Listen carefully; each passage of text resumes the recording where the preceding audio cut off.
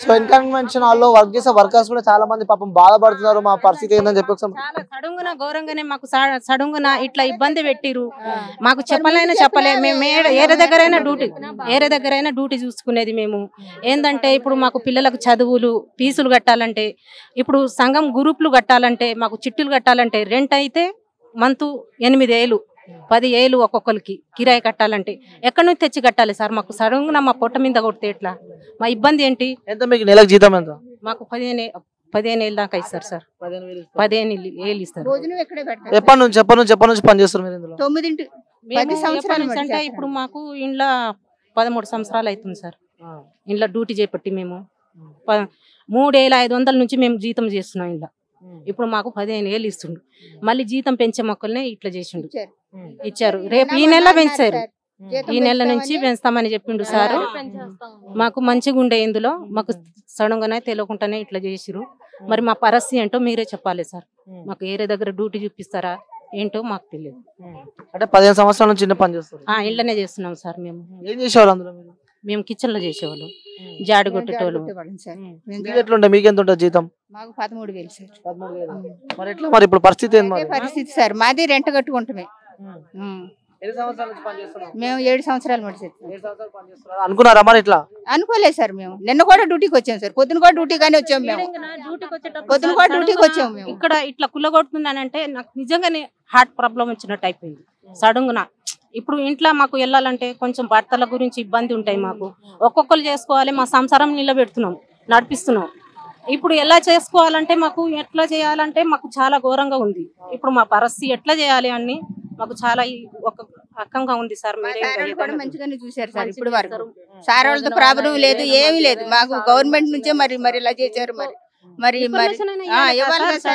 ఇట్లా చేస్తురని ఇన్ఫర్మేషన్ ఇస్తే ఏదైనా డ్యూటీలైనా చూసుకునేది. ఇక్కడ చేసుకుంటా డ్యూటీలు చేసుకుంటారు, ఏడ చూసుకుంటా అది నడుస్తుంటూ ఉంటాయి కదా. ఇప్పుడు సడన్ గా మాకు బంద్ చేసిరంటే డ్యూటీలు దొరకాలంటే మాకు కూడా కష్టమే కదా. అంటే ఈ రోజు కూడా పొద్దున డ్యూటీ కనే వచ్చారు అందరూ? డ్యూటీకనే వచ్చాం. వస్తే వద్దనేసి అన్నారు సార్ వాళ్ళు. ఇక్కడ పోలీస్ సార్ వాళ్ళు వద్దన్నారు. వచ్చేసరికి పోల్ కొట్టేసేస్తున్నారు. ఇప్పుడు మీరే ఇంకా న్యాయం చేయండి సార్. ఎట్లా చేస్తారో ఏంటో మాకైతే గవర్నమెంట్ ఏం అన్ని వేసుకున్నాం సార్. దీని మీదే బ్రతుకుతున్నాం మేము. అట్లా చీటీలు అవన్నీ వేసుకున్నాం, రెంట్లు కట్టుకోవాలి. ఎంత మంది ఉంటారు మొత్తం ఇందులో?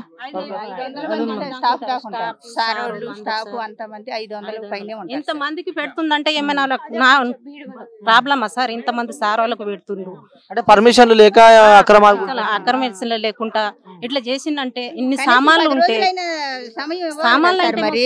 ఎంత సామాన్ పార్టీ 2 రోజులు పార్టీ సామాను పార్టీలు సామాన్లు ఇప్పుడు పార్టీ నడుస్తున్నాయి. పెళ్లిళ్ళు ఉన్నాయి. పెళ్లిళ్ళు కూడా ఈ రోజు ఉండే. రేపు పెళ్లి సామాన్లు తెచ్చినారు. మస్తు సామాన్లు ఉన్నాయి సార్.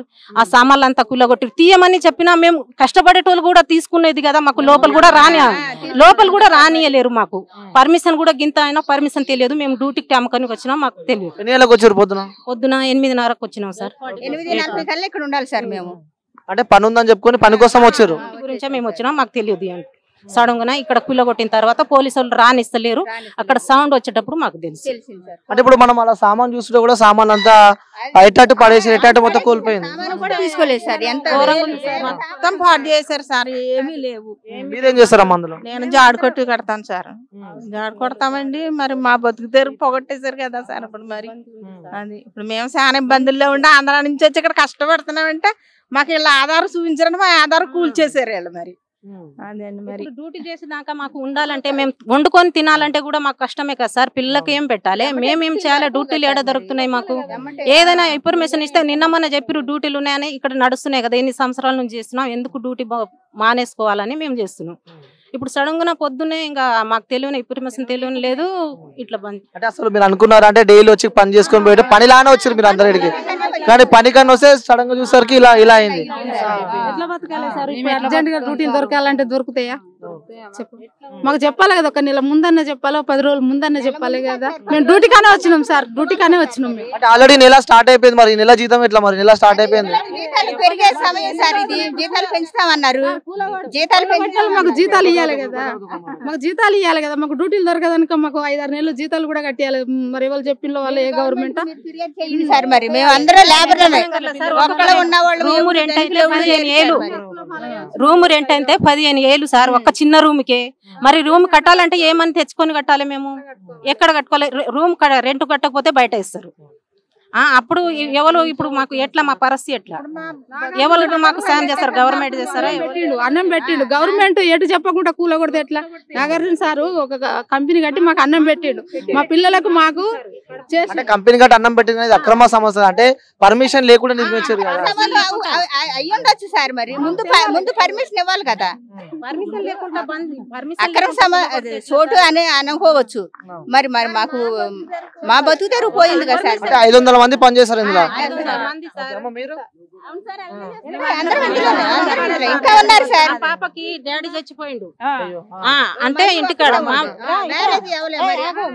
మ్యారేజ్ కాలే అమ్మాయికి.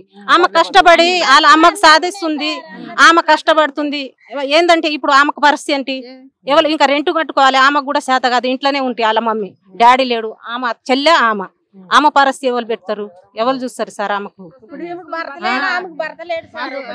ఎలా పోషించబడతారు?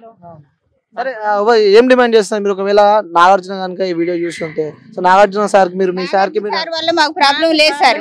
ఆయన మళ్ళీ ఆయన రికమెండ్ వద్దు. ఆయన మాకు బాగానే చేశాడు, ఇది కట్టాడు, మాకు భోజనం అన్ని బాగానే సౌకర్యాలన్నీ మేము నిలబెట్టినా అంటే ఆ సార్ వల్లనే మాది. అందులో కష్టం, మేము కష్టం పడ్డాం సార్, మేము కష్టం పడ్డాం, సార్ ఇచ్చిండు.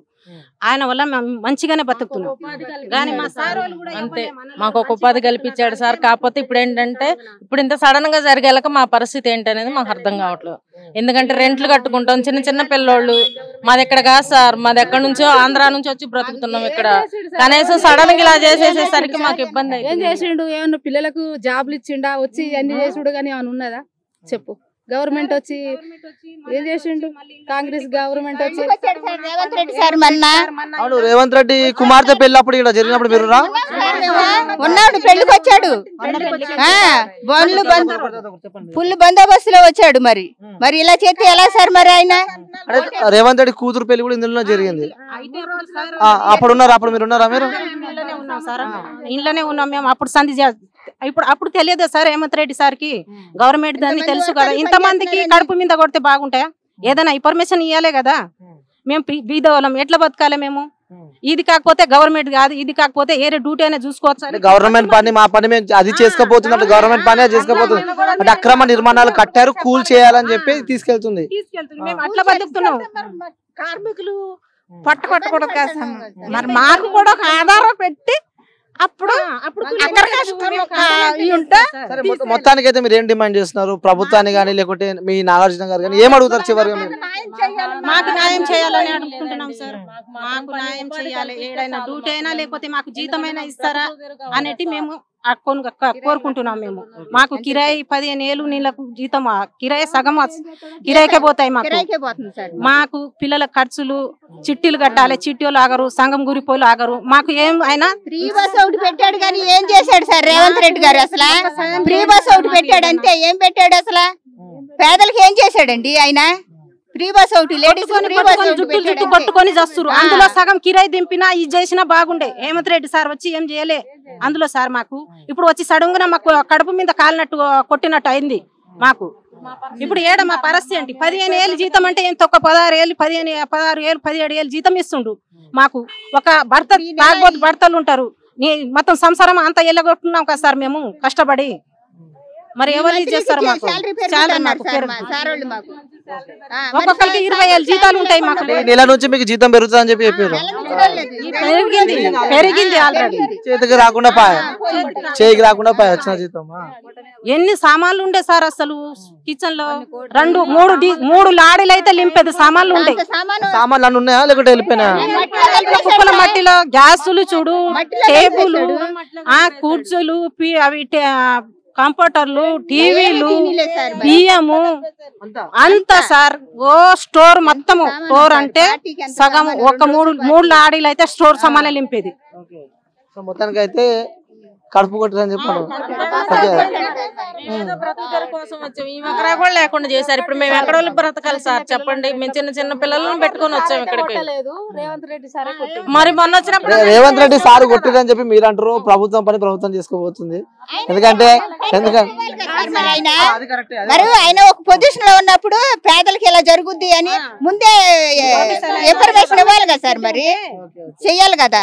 అంటే చూడొచ్చు ఇక్కడ ఈ ఇన్కన్వెన్షన్ కి సంబంధించిన వర్కర్స్ చాలా మంది అయితే మనతో వాళ్ళ బాధను అయితే వ్యక్తం చేశారు. అంటే గత 10-15 సంవత్సరాల నుంచి వాళ్ళు ఇందులో వర్క్ చేస్తున్నారు. ఇప్పుడు మా పరిస్థితి ఏంది? సో ఈ రోజు కూడా అందులో మ్యారేజ్ ఉండనంటే ఈ రోజు రేపు కూడా మ్యారేజ్ ఉంది. సో ఎక్కడి సామాన్లు కూడా అక్కడనే మొత్తాన్ని నీలమట్టం చేశారని చెప్పి కూడా వీళ్ళు మా పరిస్థితి ఏందని చెప్పి కూడా వీళ్ళ ఆవేదన అయితే వ్యక్తం చేస్తున్నారు. సో వేచి చూడాల్సి ఉంది. కెమెరామెన్ బబ్లుతో అనిల్, హైదరాబాద్, మాదాపూర్.